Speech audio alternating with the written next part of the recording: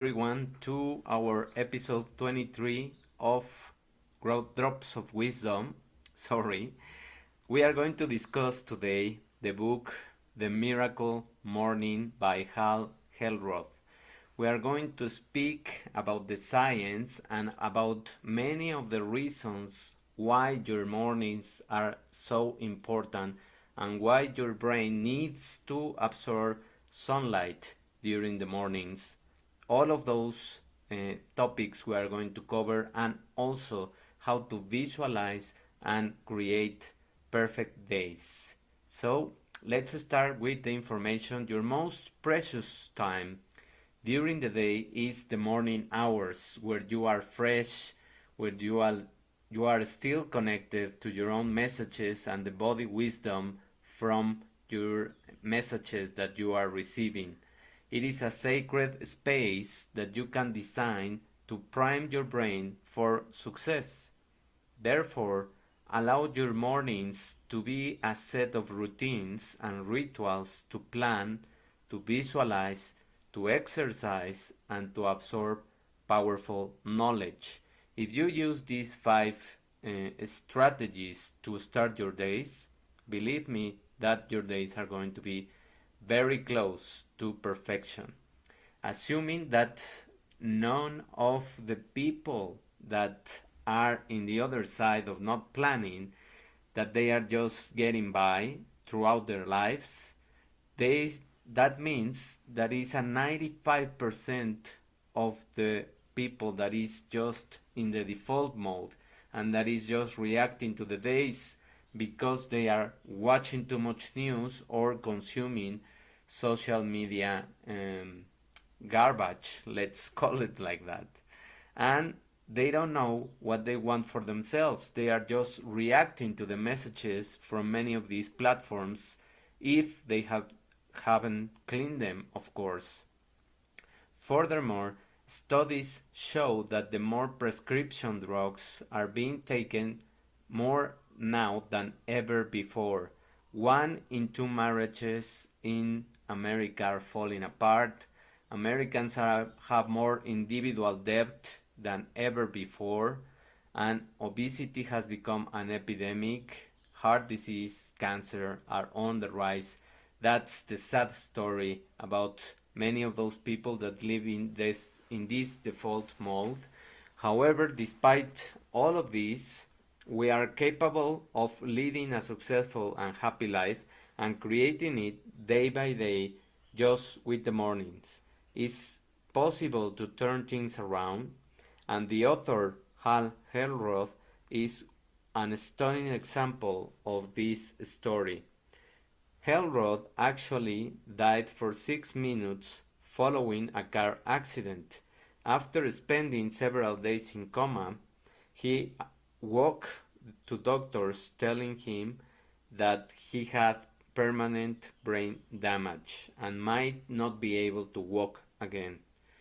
Yet he was able to recover.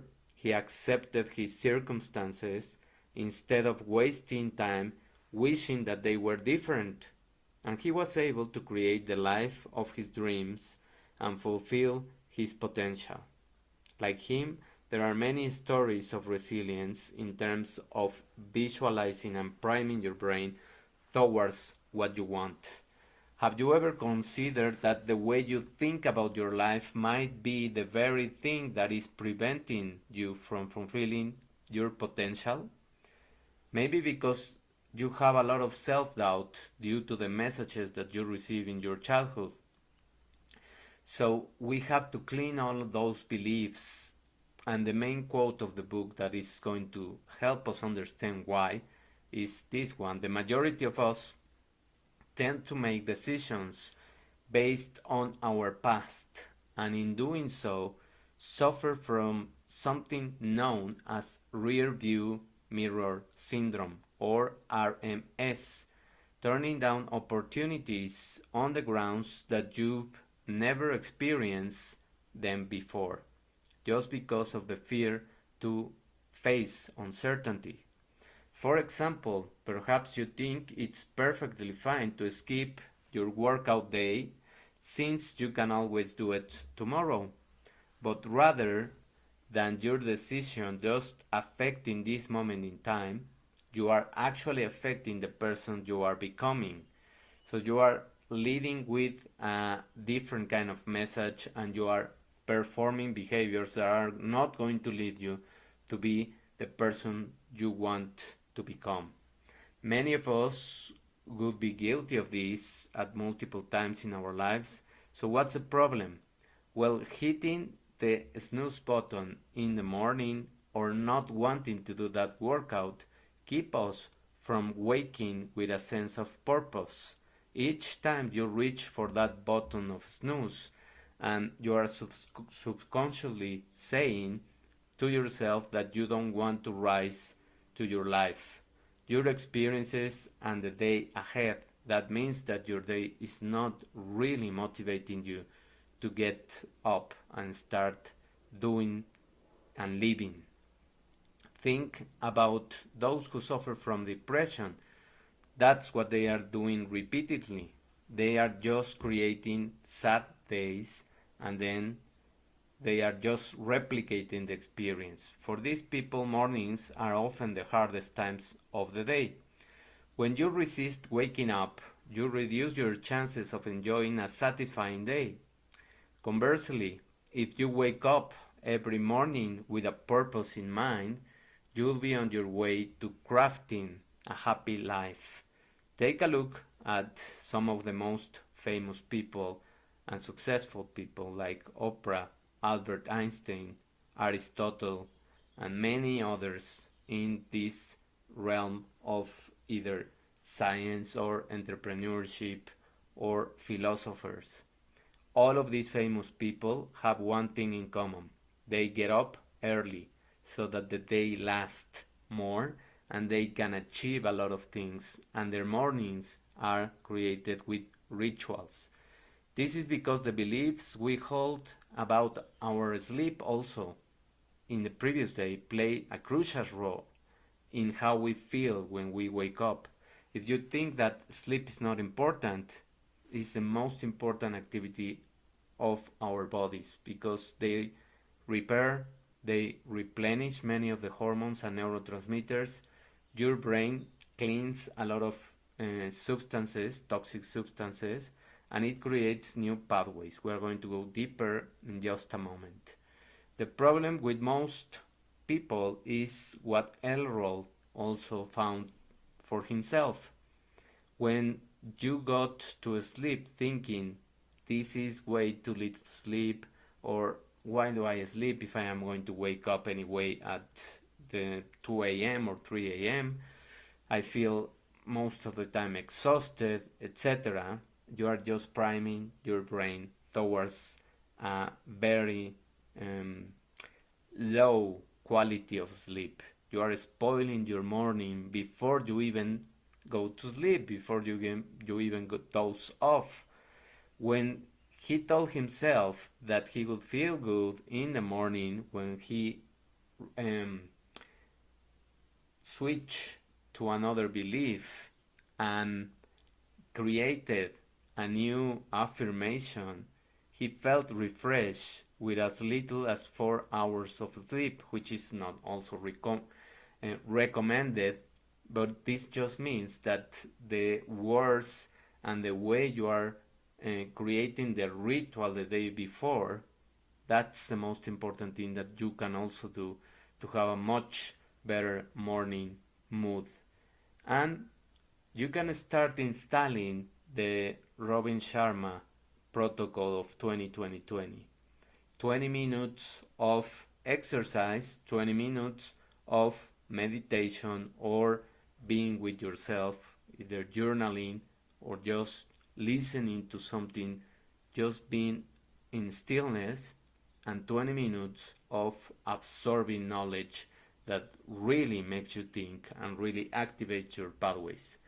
Why do we have to do this, and why the mornings are so specific in terms of our bodies?